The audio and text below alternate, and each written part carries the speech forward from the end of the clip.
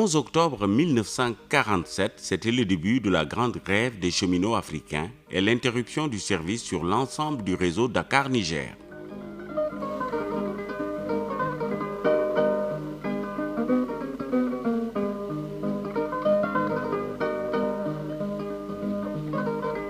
Le 11 octobre 1947, toute activité fut arrêtée sur l'ensemble du réseau de chemin de fer du Dakar-Niger.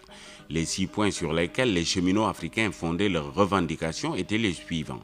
Premièrement, un taux unique d'indemnité de zone et de charges de famille pour tous les agents appartenant au cadre unique et à toutes les échelles de solde.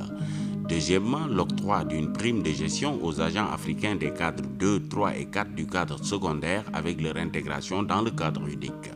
Troisièmement, l'application du nouveau cadre unique à compter du 1er janvier 1947 à tous les agents, cadres et auxiliaires. Quatrièmement, que les barres d'examen soient maintenues entre les échelles 2 et 3, entre les échelles 7 et 8, entre les échelles 10 et 11.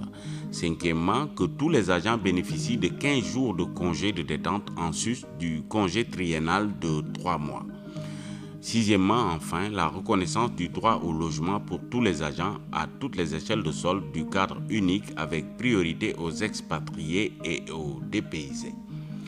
À la veille de la grève le 9 octobre, dans le bureau de l'inspecteur du travail, une tentative de conciliation avait eu lieu réunissant les représentants de la compagnie et ceux des syndicats ouvriers. Si au cours de cette rencontre, la régie avait consenti à faire quelques concessions, par contre, les ouvriers s'étaient refusés à changer quoi que ce soit à leurs revendications. Devant cette situation, et tenant compte du fait que le différend intéressait l'ensemble de la population, le haut-commissaire René Barthe, conformément à la loi, fit savoir aux 2 parties que le conflit devait être soumis à l'arbitrage. C'est ainsi qu'il notifia sa décision aux syndicats ouvriers par l'intermédiaire du commandant de cercle de Thiès et à la régie à Dakar, les invitant à désigner chacun un arbitre. Les arbitres nommés étaient pour la régie des chemins de fer M. Lachassagne, ingénieur en chef des constructions navales, directeur de l'arsenal de Dakar, et pour les grévistes M. Abdoulaye Ba, secrétaire adjoint du syndicat des cheminots africains.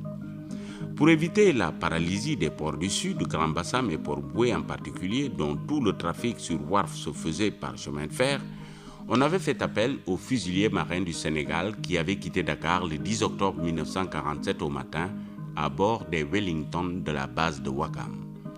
Le 31 octobre, le comité arbitral formé de M. Cadet, président de la Cour d'appel, Sima, conseiller à la Cour et Rollet, administrateur des colonies, avait rendu son verdict.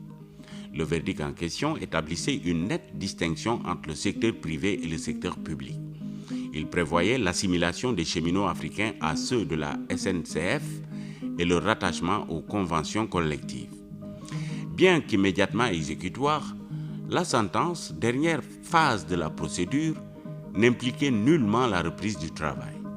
Le 15 octobre, le conseil d'administration de la régie se réunit et, après avoir rendu hommage au dévouement des employés européens qui avaient assuré le trafic, décida de transformer le projet de convention collective en statut du personnel. À partir de ce 15 octobre sur le réseau Dakar-Niger, le trafic avait timidement repris avec 2 allers-retours hebdomadaires sur Saint-Louis et Kaolack.